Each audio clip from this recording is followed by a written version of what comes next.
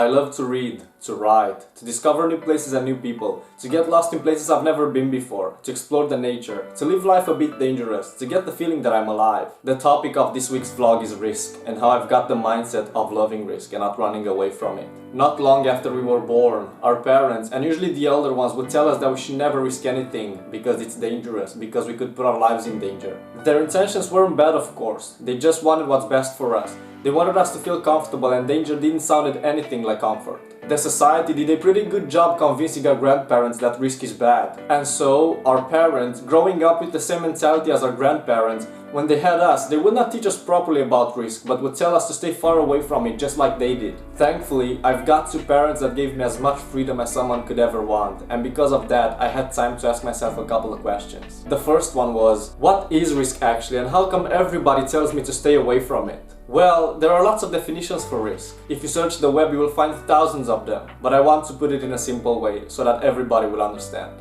Risk is the possibility of something going wrong, to go the other way than the expected one, to fail. And if we take a look at how failure is perceived in the eyes of the society, we will see that there is nothing good to it, that failure is identified as something bad. That's why when we fail at something, we tend to get sad, to feel bad about our deed.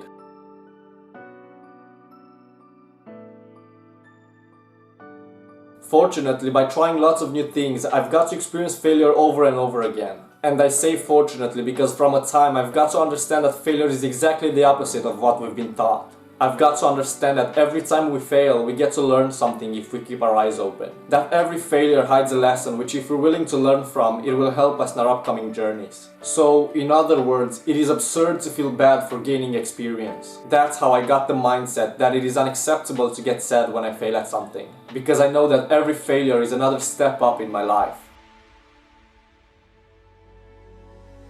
In the previous episode, I was talking about fear and how it is related to relationships. Now I want to bring it up again by talking about how it relates to our lives in general. Ever since we were small, we've been taught to fear a lot of things. We have been taught to be afraid of darkness, to be alone, to be afraid of what others think of us, to get old. We have been taught to fear changes, risks, to evaluate ourselves, to lose someone we love, to end a relationship. We have been taught to be afraid of life and to be afraid of death.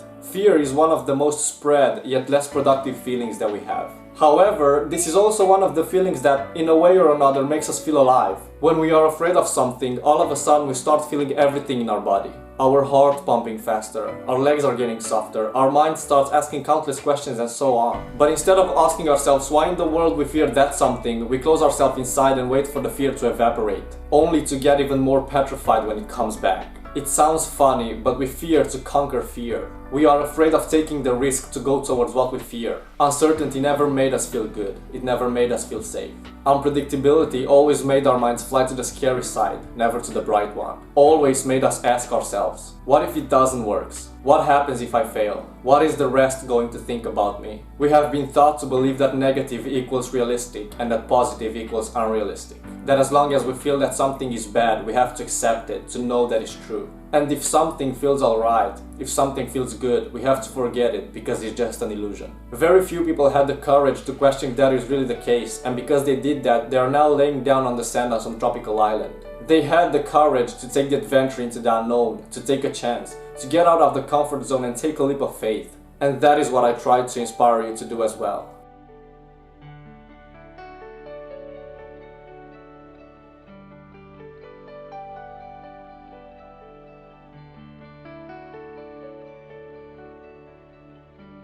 It takes courage to take a risk, to get into the unknown, but why would you want to be just another usual face in the crowd? Why would you not want to feel the adrenaline and the satisfaction when you finally decided to get up and go after your dream? Why would you not want to be different, to make a change? To be able to say, yes, I've conquered my fears, and now when something risky and dangerous pops up, I will not back off because I know that it is another opportunity. Problems are not problems, but possibilities. And these are just like the waves in the ocean. They always keep coming. We just have to take ourselves and smash into them.